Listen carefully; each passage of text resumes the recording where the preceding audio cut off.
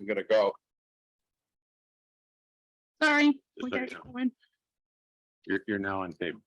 Right, you, new glasses, No, just the old ones you found? yeah, It's a different look. they were in the ashtray. Are Yeah. you, trying to change your style or something? You know, I've always been dapper. That's true. I would That's say that. Okay. true. Bloody thing. Are we good to go? Yeah.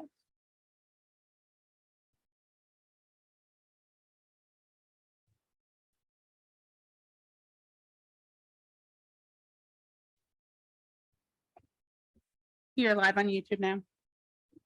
Good morning, everybody. 9:07. There is no stated leadership of this committee, so I'm assuming that I'll just kind of, like, the three of you are on the committee, but it doesn't say who's the, I guess, chair of the committee. So I'm just going to lead you through the things that we've identified as potential agenda items. Perhaps the one that is most timely is this first one. Should we have a roll call, I guess? We should, so that we have it on record who is in the room. All right. You want to do that? Yes, Craig Leggett, Here, Brad McGowan, Here. Travis Whitehead. here. You have a quorum. So at the beginning of last year, we undertook an effort to go seek independent legal counsel. And it was a struggle to find it. It took us months to find anybody who would step forward into the opportunity. And we were able to eventually secure somebody, but our work with them has been inconsistent. And I do not believe that it is serving the organization. And so we continue to want to go out to the marketplace to see, could we deliver more potential legal support to the LDC. In order to do that, we were counseled that perhaps the best procurement vehicle was an RFQ rather than RFP, where legal entities could move forward with their credentials without necessarily having to make the commitment to being the sole legal representation to the LDC. And that's why we chose the RFQ. That's essentially means that we can select a roster of qualified applicants. And we were able to secure 3 applicants. You've got the copies of those 3 applicants. We've made contact with all of those various groups. We're having an extensive conversation with the one we know the least, which is a firm out of Albany, to provide support to a number of municipalities in the Albany area. I do not know any of those principals. We've only had conversations with them about their application to date. Later today, we are meeting their, at least the principals. people who are being identified as the ones that would provide the service under their response. We have met with Fitzgerald Morris, and the roster of potential people who would do the work there are much better known to us. Kara Elias is probably the one that would carry the majority of the work for them. She's done work for a number of municipalities in this area before. In the application, you can see the ones that they're actively doing it for now. I believe that having a local person with experience may be valuable to us. Go ahead, Travis. Yeah, before we talk about specifics, which might be more appropriate in executive session, can we talk about generalities Sure. of this and then maybe then see whether or not it's appropriate to Sure. talk about specifics? Well, so the goal here is simply that it's not our responsibility solely to make this decision. And in fact, I believe by the bylaws, it is the governance committee's decision to recommend to the full board whatever they think is the right course of action here. So what we see our job is facilitating choice for you. And that's what we're attempting to do. By the procurement policy that guides us, I believe that having 3 applicants would provide us the opportunity to move forward now. So I'd like to discuss the need for this first of all. We've never had a council that we were paying for prior to last year. and it didn't work out very well last year. Do we require, first of all, legal opinions? I don't think the board itself has ever seen a legal opinion from the person that we hired or had any contact with the person that we hired. It seems that you have had some contact. But then again, you have the ability through your organization to get advice from your own attorney. So certainly when you get into board matters such as if we ever are approving a loan and are talking about conditions of the loan or, contract language and everything, certainly I think we need to have an attorney for that. And certainly I believe that this board should be paying for those services. But, if we're paying the EDC $4,000 a month, part of what you do might be to bring some expertise to the table as far as how to handle FOIL requests, et cetera, which is, I think, the only other issue that came about. So I question the need, first of all, before we get into deciding which one, maybe, none of the above is an appropriate choice. I don't believe that we're going to be able to move forward with that. The restructuring of the organization and its bylaws calls for independent legal representation now for the LDC. The county has essentially agreed to continue to support the work that they had initially done. So any of the loan applications, any of the settlements, or any of the legal issues that had occurred that they wrote legal support for prior to that decision.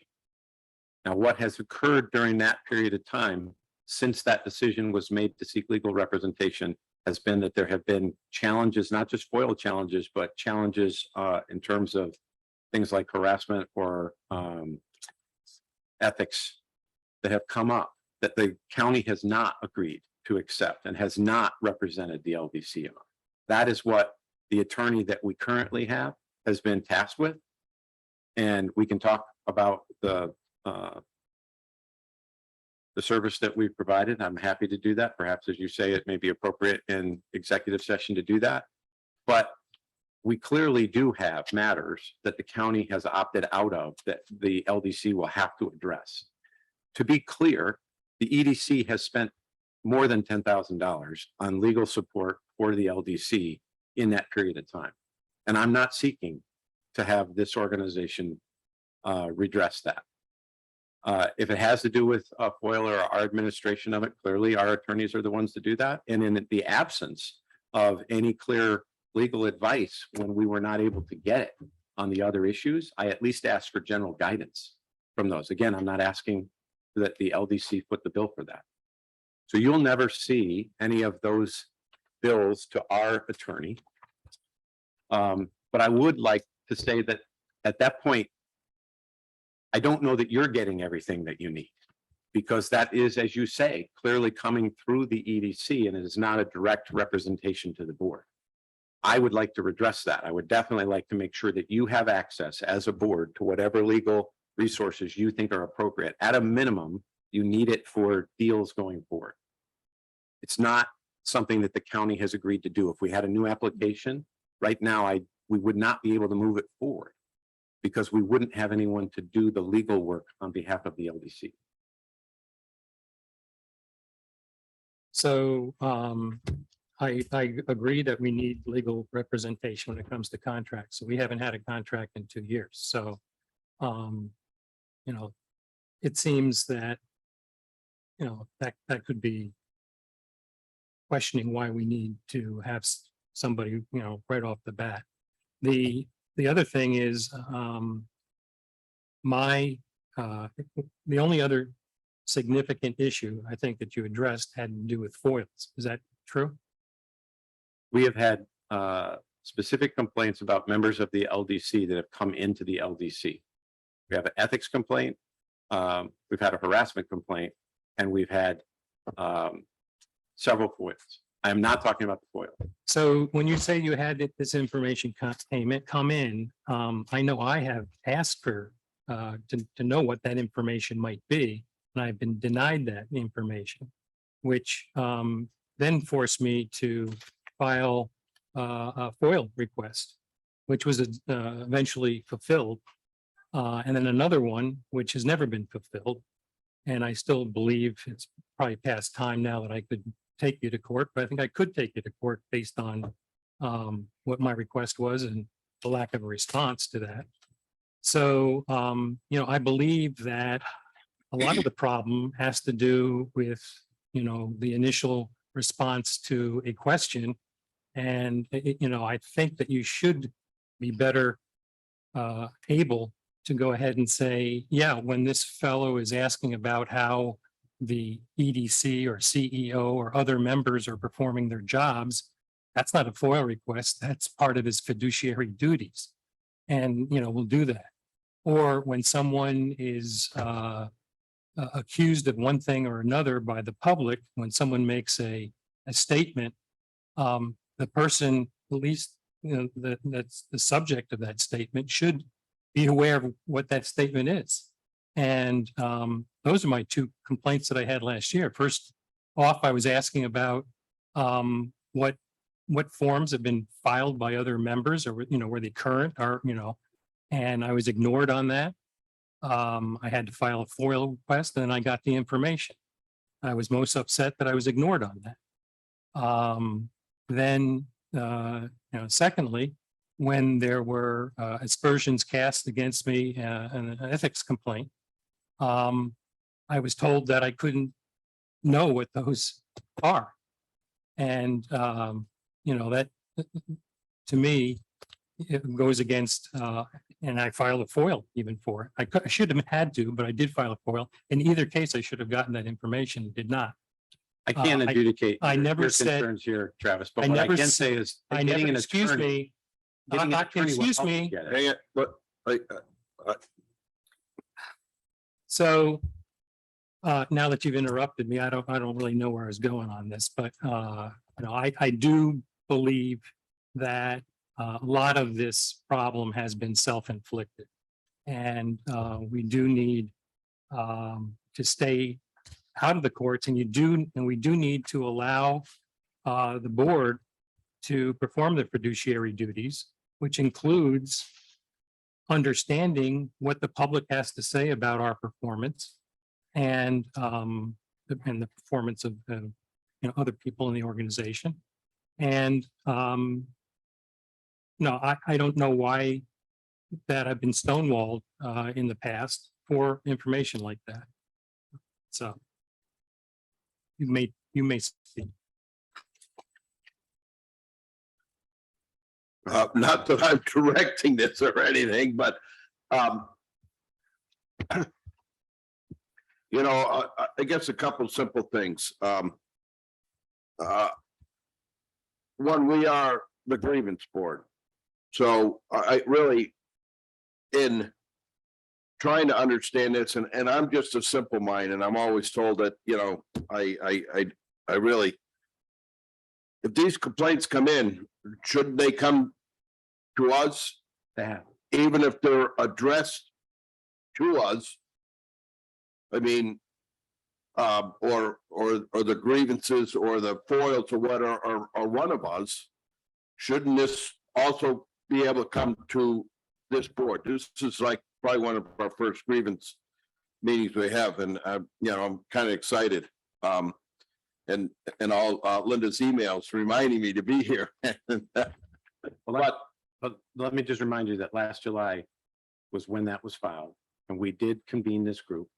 And by the bylaws, that was the only stipulation, is that be brought to the governance committee of the LDC.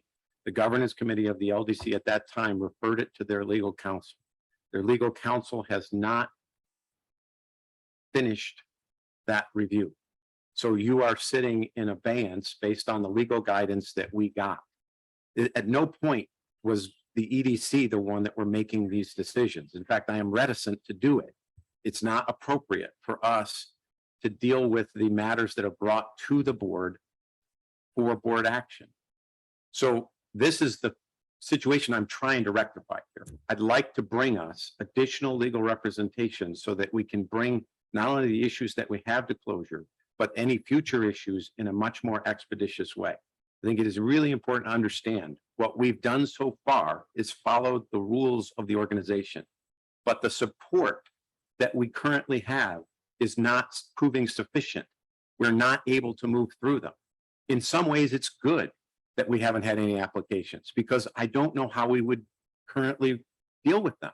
We can't wait months for a resolution on a potential application. So I think we have as an organization an opportunity to potentially bolster the support that resources that we have so that we're in a much more nimble position. With regards to the complaints that have been formed, one was directed at the LDC and one was directed to the county about something that occurred at the LDC. So that the county took on. Didn't come to the LDC. And in fact, they went through their own process on that.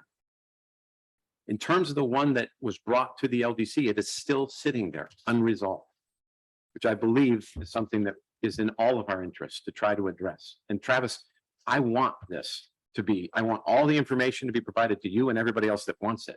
But right now it's sitting with an attorney and the attorney has not released any of it. So I think we either have to find another attorney who would allow us the opportunity to advance that forward, or we're going to have to take some kind of action. So you understand that you are subject to state law, and state law, FOIL law, public officers law, has certain time constraints in there. And by your own admission, it's over a year that this complaint has been not handled. Certainly that disqualifies our future, our previous idea of how to fix this problem because it wasn't fixed. And we should bear that in mind as we consider other alternatives to that. That's a good suggestion. Yeah. All right. And unfortunately, Travis, one of the things that I have found out, sitting in this chair, sometimes things just don't move as quickly as we all knew. There's a lot of moving parts and and it's very frustrating. On top of that, you throw down a COVID, which slows up everything even more. So I understand. You have stated on it. We have come so far with the LDC that I feel that now that, we've got our mojo, so we're moving in the right direction. So, why hasn't this been answered? I don't know. I can give you some insight in executive session. All right, so I'd like to be able to discuss this further. So If you'd should like, I make a motion we to can go go into into it now, executive? and then I can share what I know. Happy to do this. Can you pull that mic a little further? Yeah, so if you made a motion to go into executive session, we could discuss this in I'm making a motion to go into executive session. and Second, then. to accomplish, to have further discussions about our current legal review. Is that the The state? legal review and why we're in there, or is it possible to talk about the RFPs? Actually, I would suggest there's only, 5 or 6 different things you can go into. And I think this falls under the medical, financial, credit, or employment history of a particular person or corporation or matters leading to the appointment, employment, promotion, demotion, discipline, suspension, dismissal, or removal of a particular person or corporation. Would that be what we're going into? I would section F. section it. I'm writing it down. Subsection F. Well, yeah, I thought we were gonna talk about some of the performances of the profiles here for the attorney outfits too, that, Well, that's what it is. The employment history of a particular person, All or right. corporation, okay, matters leading. to I'm their appointment. having a hard time hearing. You So- pull the mic closer to you too, so. Yeah. So the motion has been made. This is my bad side there. Motion has been made and seconded to go into executive session to discuss subsection F. Opportunities associated with LDC legal review. Can we go ahead and have a All vote? in favor? Aye. Aye. Can we go into executive session now? Heard that. All right. Oh, I'm sorry, yes. She We said need, that. we need to have a vote, a roll call vote, I guess. Well, we came out of executive session just Yeah. now. Hold on, let me get YouTube.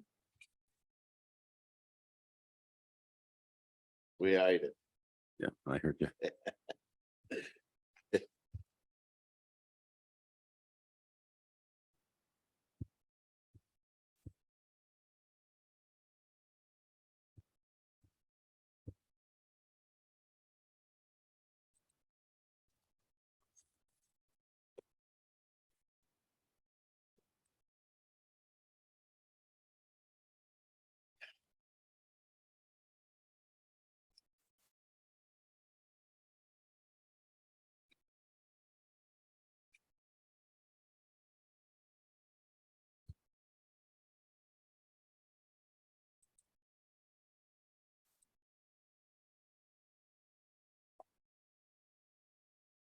Okay, you're all set. You back on YouTube. So we're back in regular session for the governance committee of the LDC. We came out of executive session where no specific decision or action was taken. However, we would potentially have some action to take. Yeah, I would like to propose that we accept the three responses to the RFQ. I'll second that. Any discussion? Okay, seeing none, can we have a roll call vote on that? Sure. Craig Liggett, Yes. Brad McGowan, Yes. Travis Whitehead. Yes, All right, motion passes to accept the three legal proposals and move them forward to the full board for adoption. The second agenda item was to review the board self-evaluation processes. Travis, you had specifically said that you didn't remember any discussion of this last year. We looked back through the minutes and there was a discussion at one of the meetings about the review. We summarized the results and talked about it, but I don't think there was much discussion at that time. However, we provided both 2021 and 2022's self-evaluation forms to the three of you so that you could see both this year's sense of the board and how it believes that it's functioning in its own self-assessment against last year's results. can I ask you for the date of that meeting? I don't remember if it was the May or June meeting, but we'll get that too. One of those. So last year we were not able to get full board participation in this process. And so you'll see that there's slightly less numbers in terms of the actual respondents. This year, I think we were successful in getting all board members to fill out the form. The distributions, as you can see, are here. It's important to understand that this is the board evaluating itself. It is the process is all that is required in terms of release to the ABO and external authorities. The results are not releasable, at least not required. When they came to do their audit, they had no interest whatsoever in seeing the forms themselves. They only wanted to see that we had a process and that it was being executed. I would challenge that. It says right here on, so on the guidance from the ABO, which includes, the sample questionnaire, it says that the assessment are to be provided to the ABO. Now, the ABO was not the people that conducted that audit last year. So, it doesn't say, give it to the controller's office, but I think you're conflating Perhaps. the audit.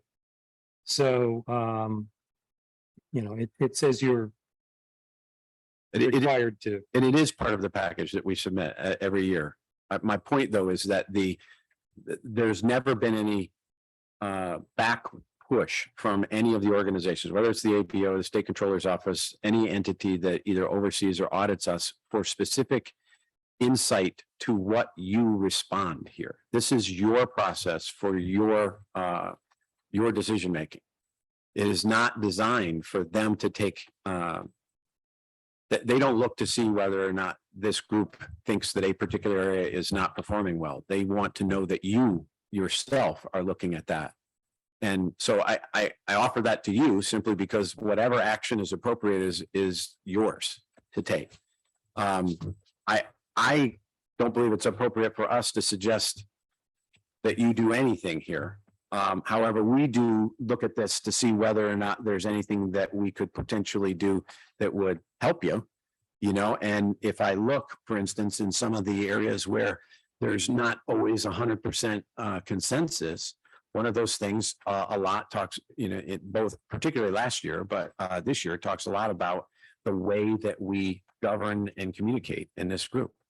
So we've been taking this, on board, trying to figure out how we can improve that process just of our own accord. Okay, so as the board, as I look through on the 2022 evaluations here, there's 4 items that received a 4 under the agree. So that would highlight to us that these are areas to strengthen. Others range into the 5 and 6, which is pretty good. So the board then can get together and develop a program to be able to do something so these 4s become more of a 5, 6, or 7, right? Okay. And as the governance committee, perhaps we could put forward some suggestions to the board on how to move these up the scale. What do you say?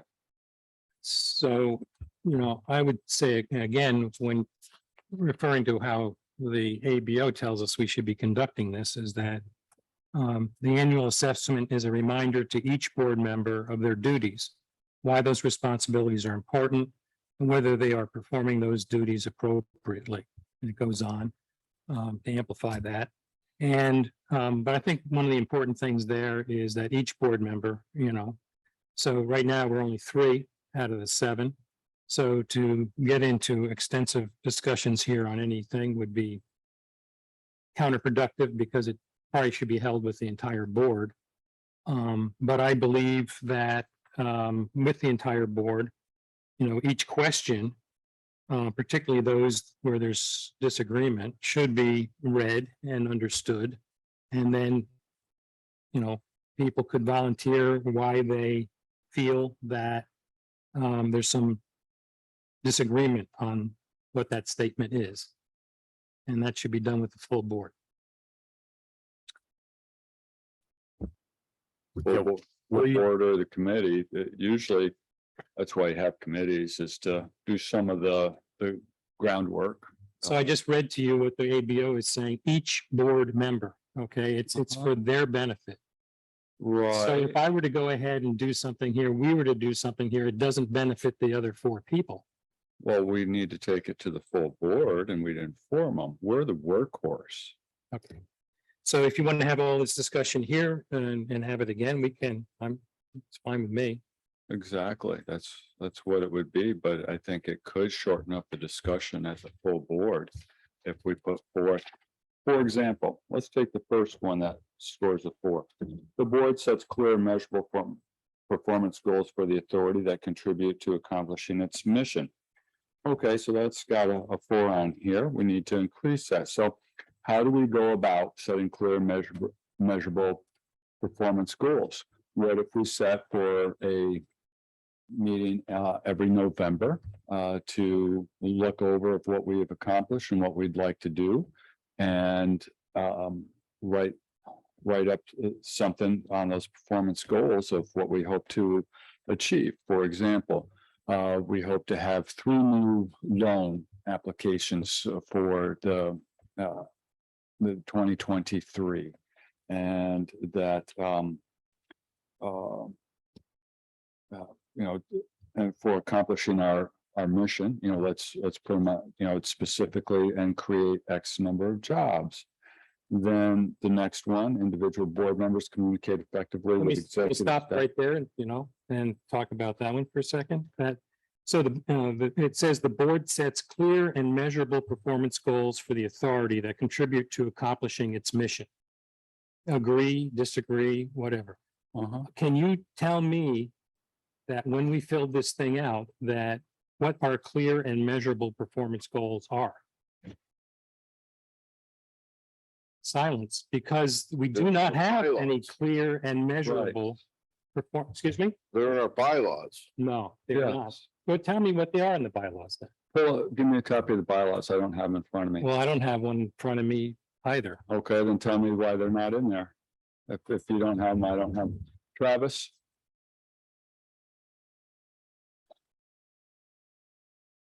I'd like to make this meeting as productive as possible. And I would too. So what are the clear and measurable performance goals that we have? I would suggest to you that you do have something that you probably did not do a great job of necessarily endorsing formally. But last year, you made it a goal to revisit the entire bylaws and structure of the organization, and you went about and did it. Right. We also, Proposed. okay, Would you I'm not, like me to read your mission statement? 'Cause Well- I have it up on the website.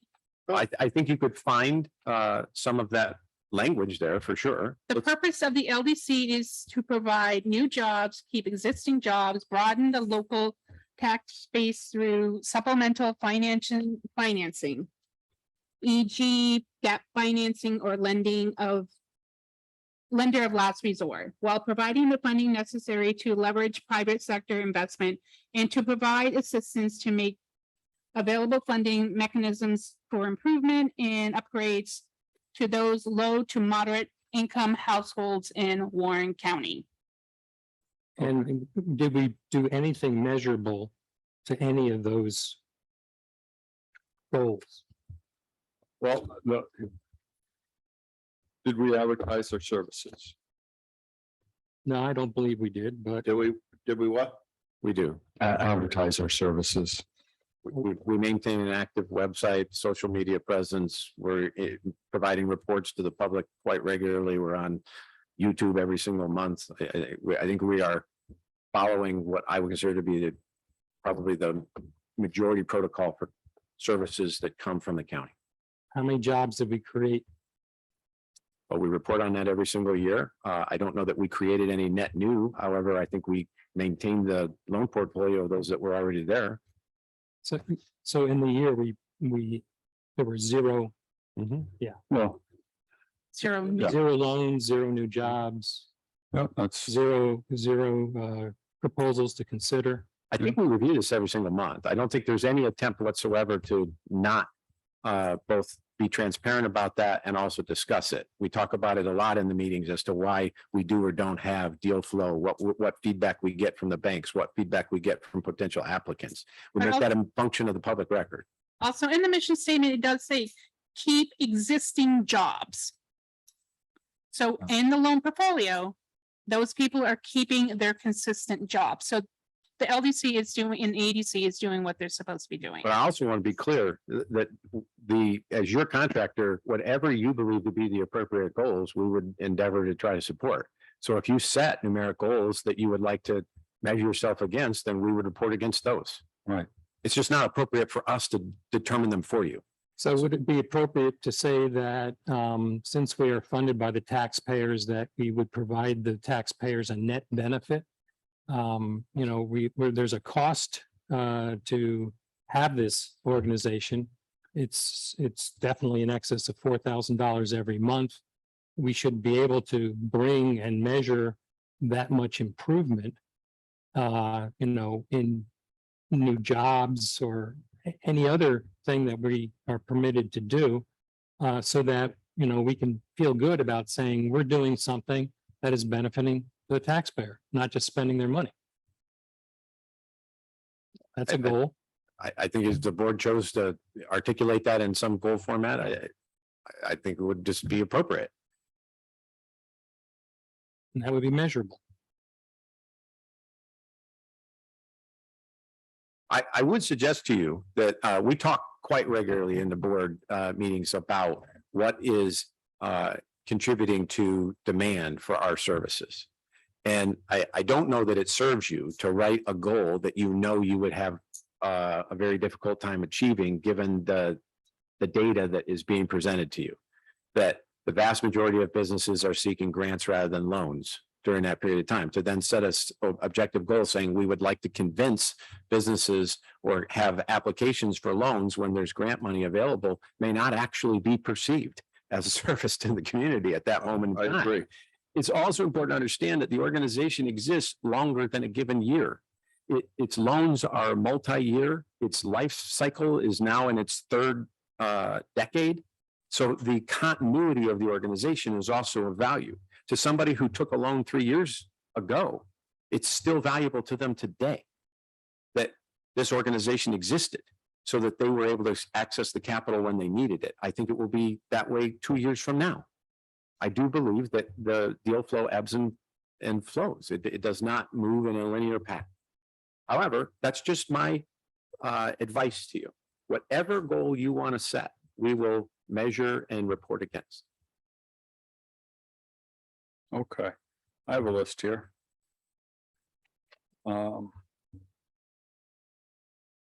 Performance goals, new jobs, 25, keep existing, 25, loans, 3. And then I put this in as service awareness. A goal of ours is to become more better known. So web traffic increase over 2021, news articles 6, news articles and mention of LDC in at least 6 articles, and then attendance at conference and events 2.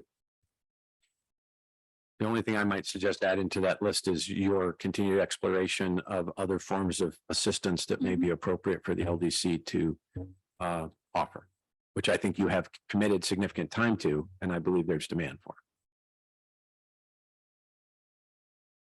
Yeah, we have talked about those. Mhm. But that's good. That'd be measurable. I think if you brought some version of that to the full board, I think there would probably be general agreement. Okay. So in continuing this process, I think we need to look at everyone here, but rather than look at that first column and see how many people are willing to go along with something, you may look at the other end of the column and say, you know, where there happens to be some disagreement in what that disagreement might be. Because it you know, in many cases, either 6 people are wrong or 1 person is wrong, and that ought to be discussed. Does it have to be that people are wrong Right. because they have a different view? It's a So- different Yeah. opinion, yeah. I mean, it's just. Or, you know, it's possible that they read things differently. You know, so the one we just talked about, the board sets clear and measurable performance goals for the authority that contribute to accomplishing its mission. All right.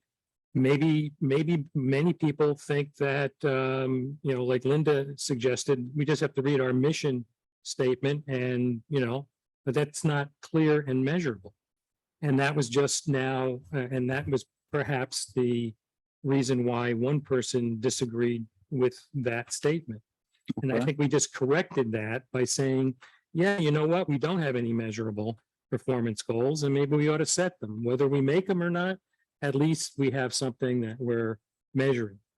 And you're right, maybe there are good reasons why you set, you know, the 3 loans as a target and you end up with 0. Because, you know, the government was handing out, you know, free money. And ours cost, money. You know, there's a good reason. But we do need a measurable performance goal. I think that helps everybody if we did. And I think that's the reason why the ABO has that here to remind us that, you know, these are good things to do.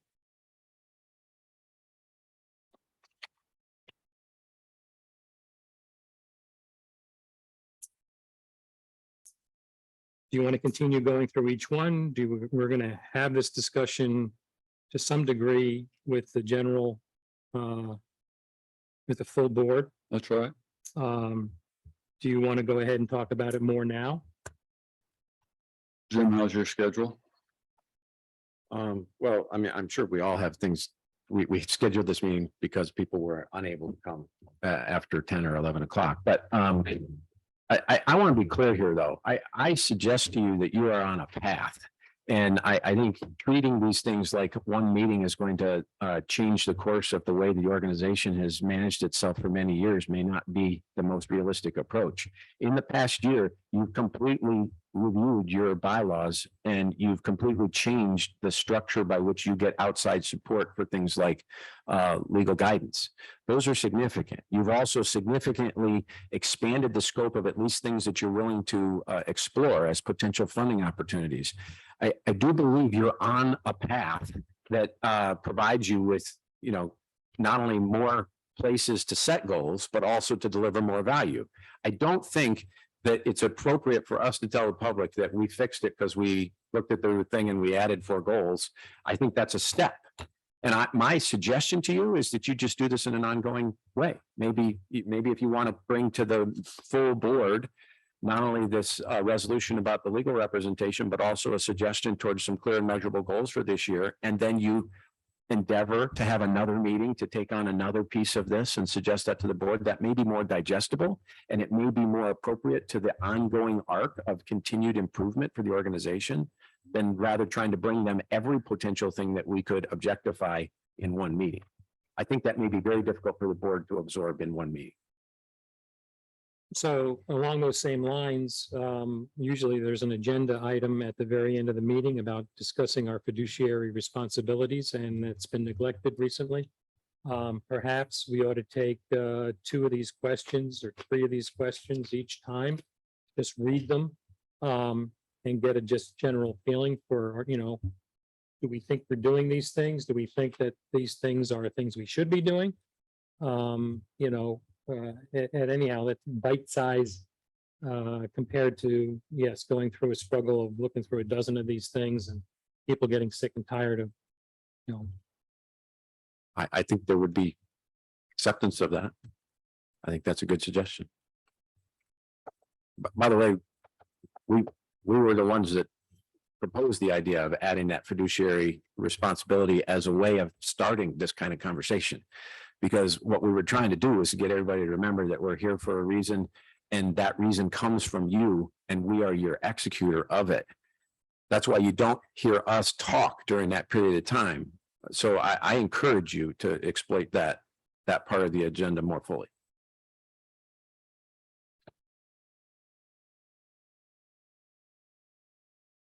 So I would say that's a great recommendation coming out of here is maybe you make the suggestion about the performance goals that we just talked about, and then suggest that in an ongoing way, we take on some part of this in every single meeting and at least review the question and either have the discussion then or forward it to the appropriate committee for further review. Okay. if I could read again why the ABO says this is important, I'll just follow on from where I left off. It says the evaluation provides an opportunity for board members to measure their individual and collective effectiveness, determine if they are following their own policies and procedures, identify areas for board improvement, and to compare how their evaluation of the board's performance compares to that of other board members. The annual evaluation can be a learning tool to educate board members and build a well-functioning board. And I think if we looked at those questions each time, not all 12, but a couple at a time, that would be good. So perhaps a resolution might, or at least an action might come out of here that some kind of suggestion or motion be made at the full board to go through that kind of process. That's what the governance committee would suggest. Or I would say, if you have 6 people agreeing and 1 disagreeing, that because we're all individual board members and adults with the ability to say, I disagree because, and therefore I recommend a solution to this problem is, and bring that to the full board. I don't think it's incumbent upon the 6 people that feel that something that is okay, that they agree with, that they need to come up with a solution for the 1 person that disagrees. We don't know why they disagree. So it's upon, since we're individual board members making these here, that in the somewhat and the disagree sections, that we ask for comments from whoever that may be, and they know who they are, that they would recommend solutions to the governance committee or directly to the full board. Meanwhile, the other way of looking at it is that you take the 4 items that hit 4 and say, how do we improve upon this? We just went over 1. The second one, if you look at that there, that got a 4. What if we just have a written communication from the executive staff to all board members with contact information that says, in effect, call anytime. It's about communication. Do we know how to get a hold of executive staff? What's the best way to do it? And because then it's up to individual board members communicate effectively. That's us going to executive staff. If I counted that, I am not doing that. It's up to me to get better at doing that. It's not that the executive staff needs to do a better job communicating effectively with the individual board members. And then on to number 3, the next one down. Board members are knowledgeable about the authority's programs, financial statements, reporting requirements, and other transactions. What if we have an education aspect to each board meeting about a particular topic as listed? What if Diane sat down with us and gave a little presentation? Here's the financial statements. This is the profit and loss. This is the balance. This is how they read. This is what I look for as an accounting professional when these come before us. On the programs, perhaps President Siplon could give something about the programs going forward, as it tends to do in our relation to the ever evolving environment we work in. The next one down, number 4, the board needs to review and approve all documents and reports prior to public release and is confident that the information being presented is accurate and complete. Well, to me, that sounds like we need to improve the review process. Perhaps that's something that the governance committee could take on and help out with that. Just to be able to help our brothers and sisters on the board here, because not everybody takes the time to read those. It's hard to do it right during the meeting itself. So if we could put out an executive summary, for example, that we've reviewed these things, here's our executive summary. So those are just some ideas that takes care of the worst deficiencies in our board evaluation. And then we can work on some of the others. Well, in regard to that one, I think there is an important thing we should talk about when we're not facing the approval of the annual meeting stuff. And that causes angst, not only with this group, but every group that I'm a part of. And that is that the approved financials don't come in time for us to give people very much time before the decision has to be made to approve them and then post them. I think if we decoupled everything but the financials in terms of that package, we would be able to review the vast majority of the submittals that have to be made to the ABO every year with whatever time you wanted. But the financials, in order to get audited financials, every not-for-profit in New York is attempting to get them done at the exact same period of time by the same 10 or 12 firms. And so it always causes frustration. I understand the frustration. We have the frustration. But I would suggest to you a potential opportunity is to break that process in 2 parts. And then any changes that we made in terms of policies or material that we're reporting, in particular this year, we have the corrective action plan that we're following as a result of the state controller's report. We could have as much discussion of that as you wanted early in the year that is not up against the clock on the submittal date. Makes sense. See? Yeah. So decouple end of year financials from other reports because of timing. That is the single biggest public releasable document that this organization has every year. Now, last year, we also went through the process of a public release process around the state controller's report and our response to it. And I don't know that other than our our regular monthly meetings where we essentially post that stuff, a few days before we actually have the meeting, that there's been any documents or products that this organization has put out. If we did, I would want to do it with as much time as we could.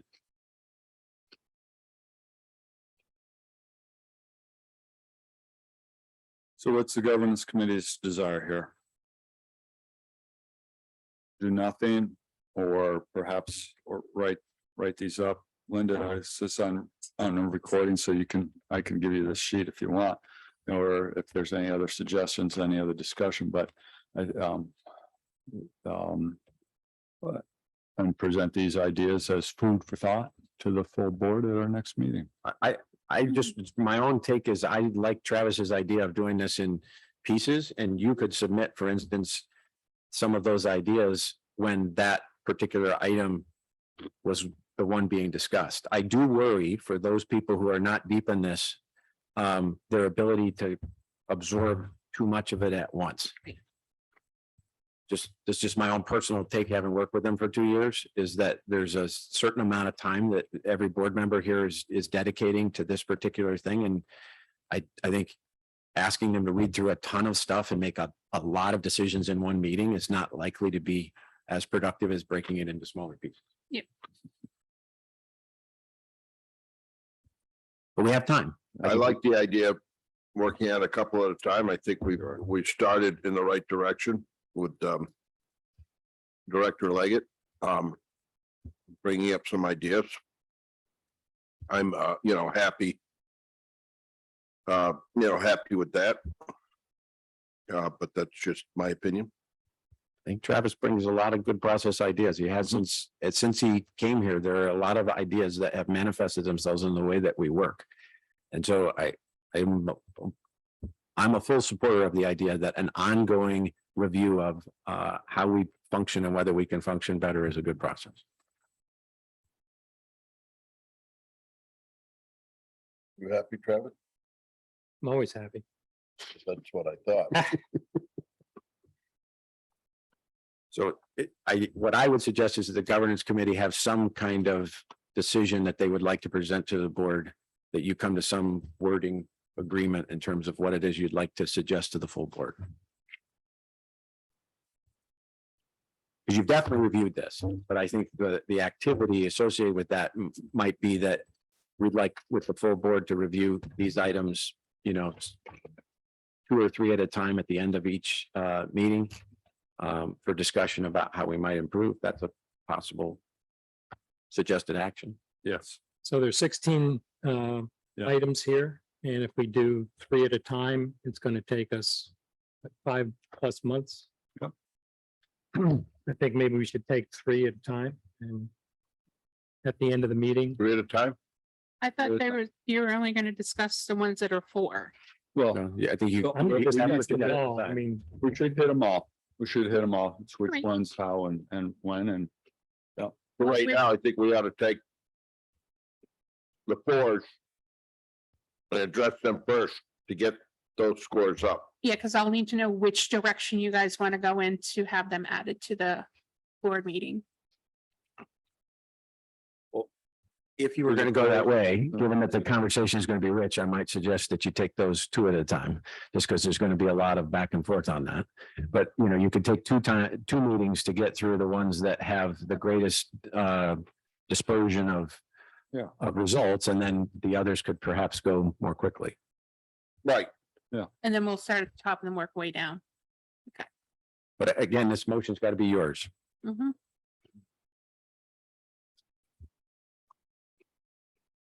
I like the idea of starting off with the 4s to address them first, because they're the most important ones. Get those numbers up. Would you like to make a motion? So, my motion would be, at the end of each meeting, we review, 2 of the, number 4s with the full board. And then subsequently the rest in, And then move down that list to lowest numbers to the highest. Okay, there's been a motion made. Any second? I'll second. Okay, you want to have a Who discussion? was the second? You were? Thank you, Craig. Any further discussion? Want to vote? Okay, Craig Leggett, Yes. Brad McGowan, Yes, Travis Whitehead, Yes, all in favor. Okay, that's the two agenda items that we specifically wanted to call out. I think it's important to understand that the governance committee has a broader scope than just these two items. So if there's anything that you want to discuss as a governance committee that goes beyond those two items, I want to make sure you have an opportunity to do so.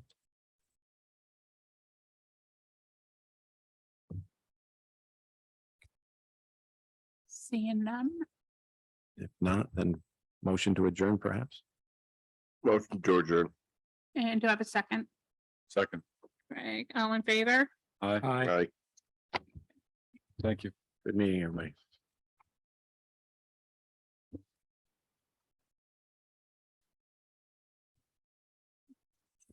Thank you, Linda, for all the prep work.